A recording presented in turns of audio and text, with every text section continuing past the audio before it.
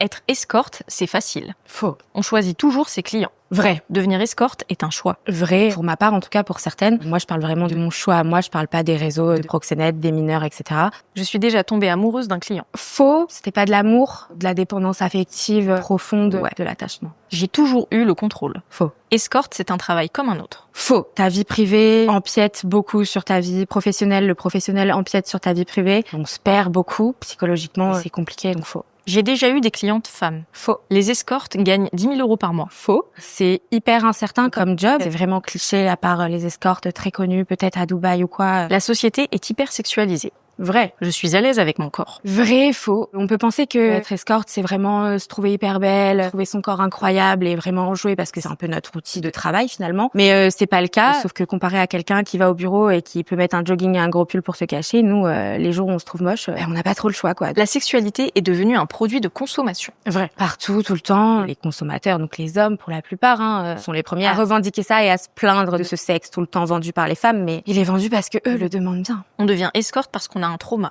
Vrai et faux, je peux pas parler au nom de toutes les escortes. Il y en a qui le font vraiment par pur plaisir, qui s'assument, qui aiment ça et grand bien leur face. Les hommes ont toujours respecté mes limites. Non, faux. Une majorité des escortes font ça pour le plaisir. Non, faux. Je pense que la première motivation reste quand même financière pour la majorité des cas. Je regrette. Vrai. Je regrette de m'être laissée emporter dans l'engrenage et je regrette les préjugés que moi-même j'ai pu avoir avant. Si moi j'avais eu connaissance de tout l'envers du décor, je pense pas que je m'aventurais là-dedans encore une fois. Après, il y avait aussi une volonté de prouver une certaine liberté sexuelle. On apprend plus tard à ses dépens que la liberté sexuelle, c'est vraiment pas ça, quoi.